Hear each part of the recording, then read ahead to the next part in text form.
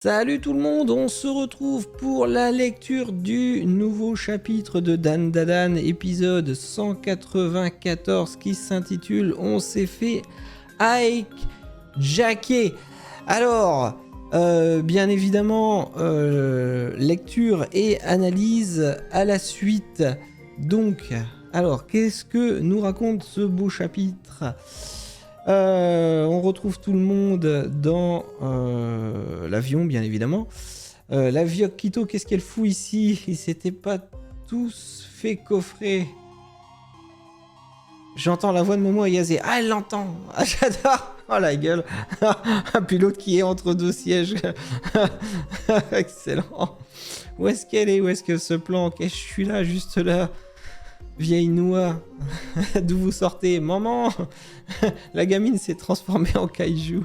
Qui sont ces types? Ils viennent de Baikuja, le village où j'habitais. Ce sont les assassins qui pratiquaient des sacrifices humains.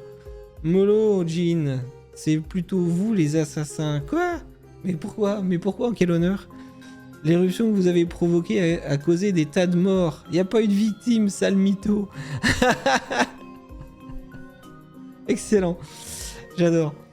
Ah, donc, Vamola qui commence à tabasser sous forme de kaiju, Mémé qui s'y met aussi, Mami Seiko, je veux dire, qui s'y met aussi, c'est bien. Ayase avec ses pouvoirs, pareil, qui balance des valises. Faites gaffe à leur couteau. Ah, par contre, le petit jeune, il se fait avoir. Alors, mon garçon, pour un petit jeune, tu manques d'énergie, au secours. Ah, il se fait choper. Ah, Bazuma! Ah, voyez, on avait dit que Zuma était absent, mais finalement, il n'est pas absent du tout. Il était juste planqué entre deux fauteuils. Donc, clairement, il est là en fait. Ah, bah voilà, on se posait vraiment la dernière fois la question, hein. Quelqu'un qui m'avait fait une bonne remarque en disant, mais ouais, mais au fait, Gigi, il a pas été transporté avec eux. Si. Pas Gigi. Qu'est-ce que je raconte, moi? Zuma. Pourquoi je dis Gigi? Je sais pas pourquoi. Les deux me... Pardon. Les deux me font penser un peu l'un et l'autre, un peu le même genre. Ouais, Zuma. Non, bah Zuma, il est là, Zuma. Simplement, il s'était juste planqué entre deux sièges. Voilà. Donc, pas de problème. Il est là, Zuma. Pas de problème. Ça se fait pas pendant que les copains se font démolir. Ah, du coup, il se fait tabasser. Soit un homme vient te battre. Arrête, il est aveugle. Ok, donc l'autre, il le tabasse quand même. Je vais m'occuper de ton cas, enfoiré. Bim bam boum, ouais. Ça y est, v'là sa face.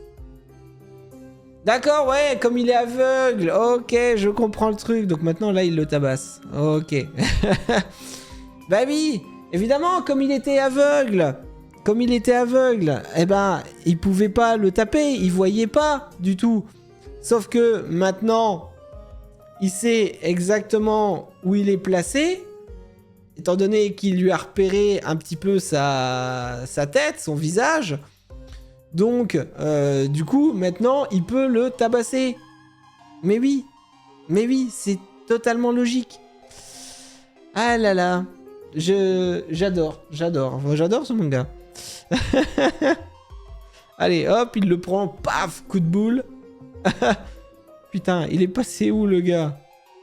Ouah, un monstre! Mais non, c'est moi, retourne te cacher derrière ton siège. Eh, Vamola, forcément, Vamola en kaiju. Que le coup de tous ceux que vous avez trucidés s'abatte sur vous. Mais non, mais...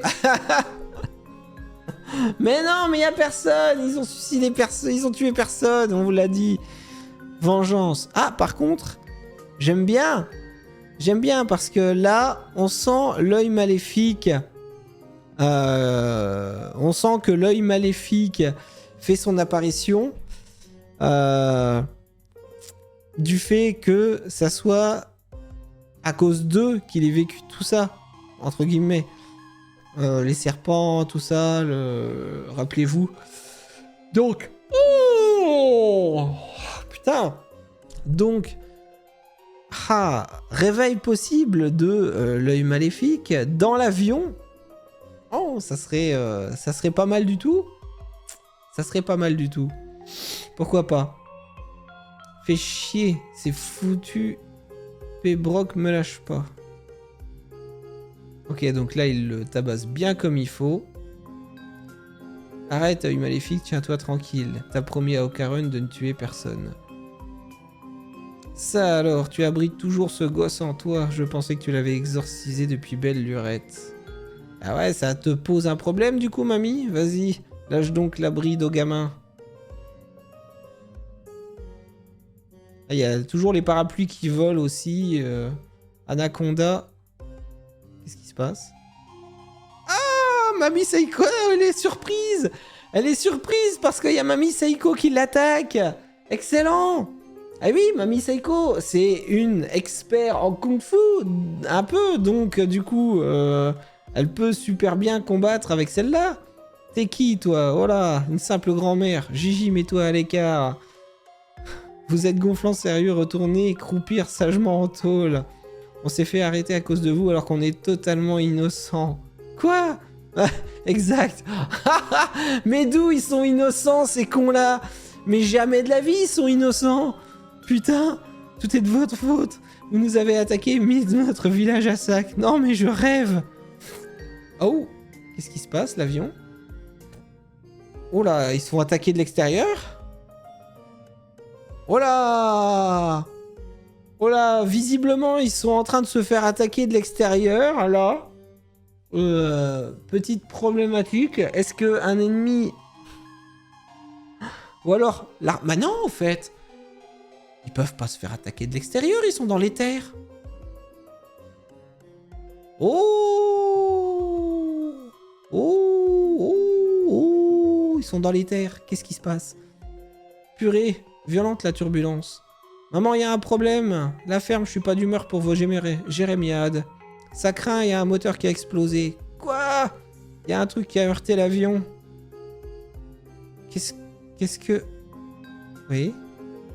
Oui? Oui? What? What?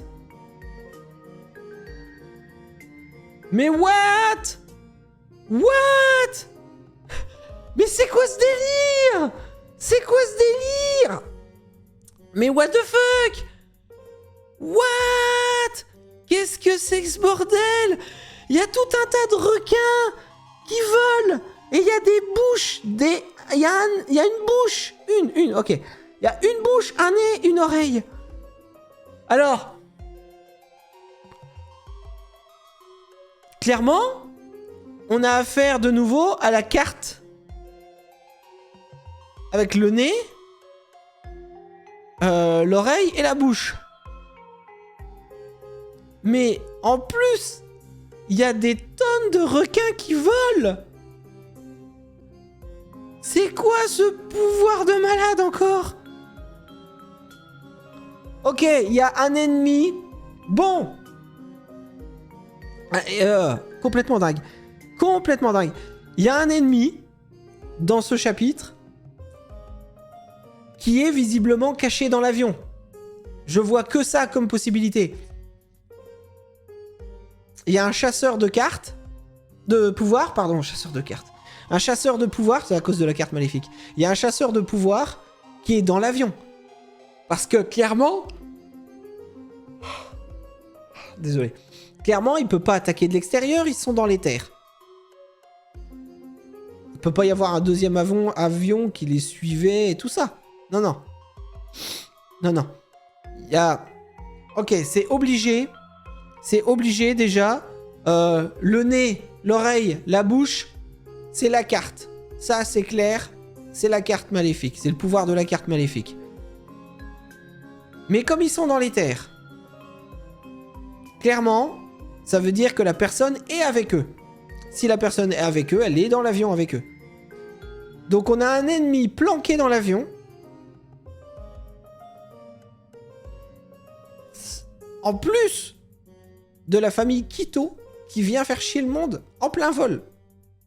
Ah, Le bordel. Oh, merde, excusez-moi.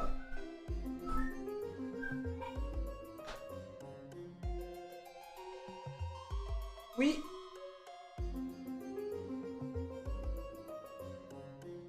J'arrive.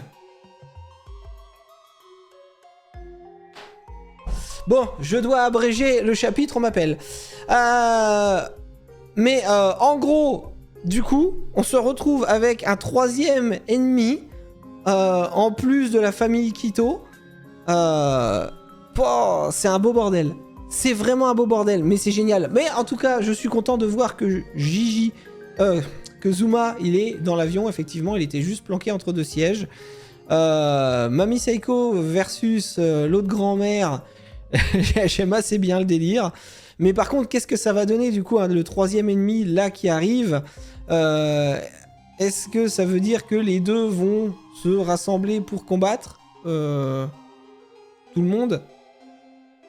Je veux dire, la famille Quito et Zuma, tout ça vont devoir combattre la même entité? Non, c'est...